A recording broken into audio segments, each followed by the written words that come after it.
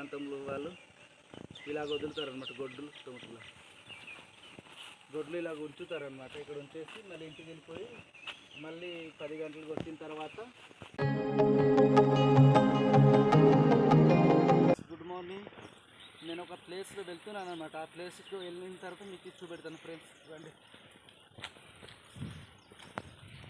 Friends, ఇలా ఘాట్ ఎక్కుతున్నాను. ఘాట్ వేసి ఆ ప్లేస్కి వెళ్ళాలన్నమాట. చూడండి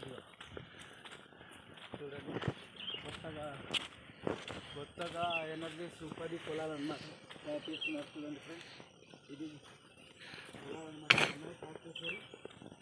ఇదిగో ఫ్రెండ్స్ ఒక పాక అన్నమాట. ఈ పాక ప్లేస్ కూడా చేసాము. చూడండి పాక ప్లేస్లో మీకు చూపెట్టాము. చూడండి ఫ్రెండ్స్, పాక ప్లేస్లో మీకు చూపెట్టాము అనమాట. ఇలాగా మన గిరిజనులు పొలంలో వచ్చి ఉండిపోతారన్నమాట. పొలంలో వచ్చి నివసించి సాయంత్రం మళ్ళీ రండి ఫ్రెండ్స్, మన ఏజెన్సీలో గడ్డి ఉంచడం కోసము మన ఏజెన్సీ వాళ్ళు చేసే పాక అన్నిటి చూపెట్టాను. ఇది మేము ఏంటంటే సమ్రాట్. రండి ఫ్రెండ్స్, చూపెట్టాను. గొడ్డు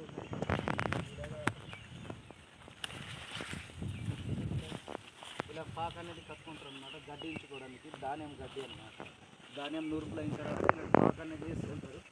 పాక వేసుకున్న తర్వాత గడ్డి అనేది పైన ఉంచుతారు అనమాట. చూడండి ఫ్రెండ్స్, ఇక్కడే గొడ్లు వదిలేస్తారు. మన గిరిజన ప్రాంతంలో వాళ్ళు ఇలాగ వదులుతారనమాట.